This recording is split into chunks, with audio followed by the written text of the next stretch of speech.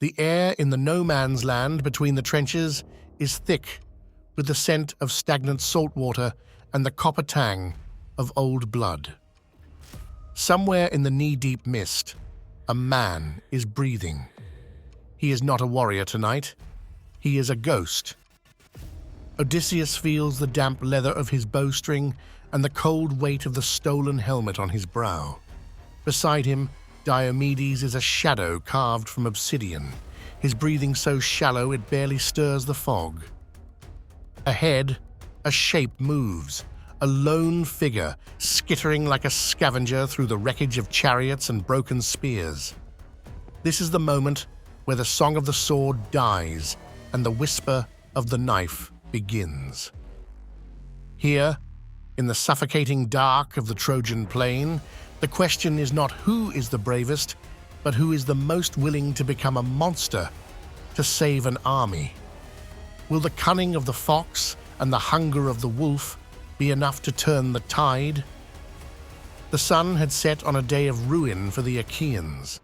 For 9 years, they had fought under the high walls of Troy, trading lives for inches of dust. But today, the tide had truly turned. Hector, the breaker of horses, had driven them back to the very edge of the sea. Now, the Trojan campfires burn so close that the Greeks can hear the laughter of their enemies and the whinnying of horses eager for a morning slaughter and final victory. Agamemnon, the king of men, wanders his camp in the dead of night, his heart a heavy stone in his chest. He hears the pipes and flutes of the Trojan revelry and feels the cold hand of despair tightening around his throat. The great king, who once commanded 1,000 ships with a roar, now finds himself weeping in the shadows of his own tent, watching his glory turn to ash. He sees his doom in the flickers of the enemy's distant flames. Inside the Council of Elders, the air is stale with the smell of unwashed bronze and the sweat of terrified men.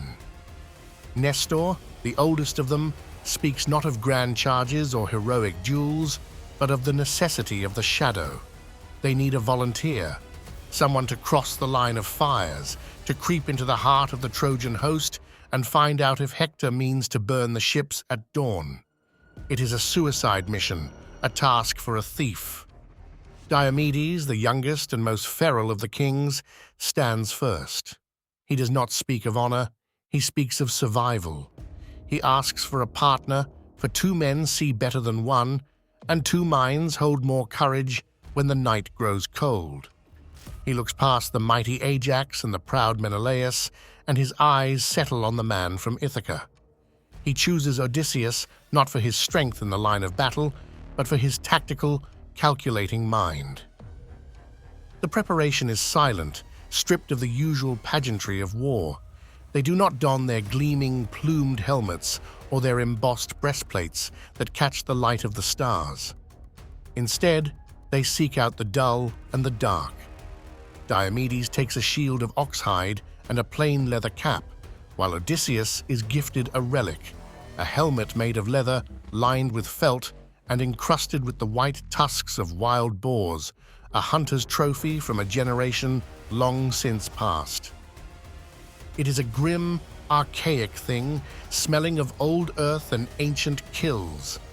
Odysseus checks the edge of his blade with a thumb, the steel cold as ice. Diomedes says nothing, but his hand rests on the hilt of a heavy falchion. Before they slip past the sentries, Odysseus a single command. No mercy for the one who speaks, for a dead man tells no tales, and a living one only lies to save his neck. They move into the gloom. A movement in the dark. A shadow detaches itself from the gloom of a wrecked chariot. It is Dolon, a Trojan scout sent by Hector on the very same errand. He is a man of fast feet and a small heart, dressed in the skin of a grey wolf, hoping to blend into the mists.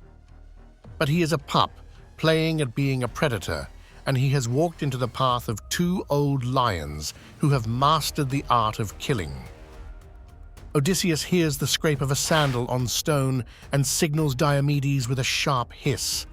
They let Dolon pass, letting him believe he is undetected before they rise like vengeful spirits from the mud. The chase is short. Dolon runs, his breath coming in ragged gasps, but the Greeks are relentless. They corner him near the reeds of the river, the bronze of their spears glinting like the eyes of a cat. He is trapped between the water and death. Dolon falls to his knees, his hands outstretched, his voice a pathetic whine that cuts through the dignity of the night. He offers gold. He offers his father's riches. He offers every secret he knows if they will only let him live. Odysseus leans in, his face hidden in the shadow of the boar-tusk helmet, his voice a low, soothing purr. He asks of the Trojan dispositions, of the allies, and specifically of the new arrivals hidden in the darkness. Dolon, desperate and breaking, spills everything. He tells them of the Thracians, newly arrived and exhausted, sleeping at the edge of the camp. He tells them of King Rhesus and his horses, white as snow, fast as the wind, the greatest prize in all the world. Odysseus listens, his mind mapping the camp, his eyes never leaving Dolon's throat. When the scout has emptied his soul, he looks up at Odysseus, a flicker of hope in his eyes, believing he is safe. Diomedes does not wait for the command. With a single brutal stroke, he shears the man's head from his shoulders. The plea for life is cut short by the cold bite of iron, and Dolon's head rolls into the dust, his tongue still moving with the last of his useless secrets. This is not a duel. There is no challenge issued, no names exchanged, no respect given to the fallen. It is an execution, and the blood soaks into the dry earth. Odysseus realizes that the war has stripped away the last veneer of the heroic age. They are no longer fighting for Helen or for Troy. They are fighting to see the sun rise. The revelation is cold and heavy. Honor is a luxury of the daylight, and the night belongs to the efficient.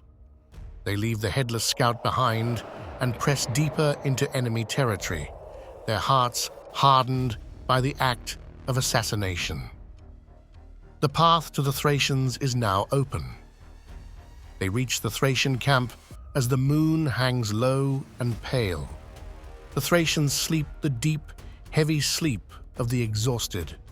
Their weapons are piled neatly beside them, their horses tethered in long rows. There is no watch set. They believe they are safe behind the Trojan lines. Odysseus and Diomedes move through the sleeping rows like a plague. Odysseus points and Diomedes strikes. It is rhythmic, silent, and horrific. Action, consequence, action, a blade through a throat. 12 men die in their sleep, never knowing the name of the man who took their breath. Diomedes is a whirlwind of red iron, his movements efficient and devoid of hesitation. Odysseus follows behind, dragging the corpses out of the way to clear a path for the horses, his hands slick with the warmth of men he never looked in the eye. Finally, they reach the center of the circle where King Rhesus lies, dreaming of his home and his future glory. Diomedes stands over the king, the moonlight catching the crimson droplets on his blade.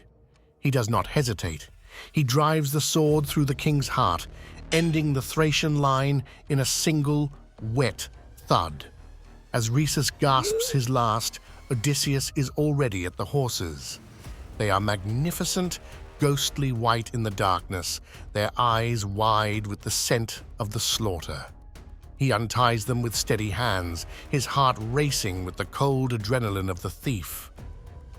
The return trip is a blur of speed and shadow. They ride the white horses hard, the sound of their hooves like thunder on the hard-packed earth. Behind them, the Trojan camp begins to stir as the first discovery of the dead is made, but the Greeks are already gone. They burst into the Achaean camp just as the sky begins to turn the color of a bruised plum. The soldiers wake to the sight of two blood-stained ghosts riding stallions.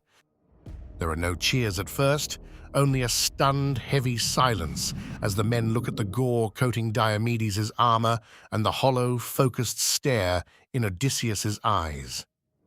The price of the horses was 12 lives taken in the dark, and the currency was the souls of 2 kings. Nestor is the first to greet them, his hands trembling as he touches the flanks of the white horses. He praises the cunning of Odysseus and the strength of the young Diomedes. Odysseus washes the blood from his arms in the salt sea, but the smell of the camp lingers. He has learned that survival is a cold business and that the boar tusk helmet fits him better than a crown. The night raid was not a victory of arms. It was a victory of the void. History remembers Odysseus for his silver tongue and his journey home. But here, he learned that to win a war, one must first become a shadow. Walk with us through the old stories. Subscribe to Saga Weaver, where ancient warriors face impossible choices.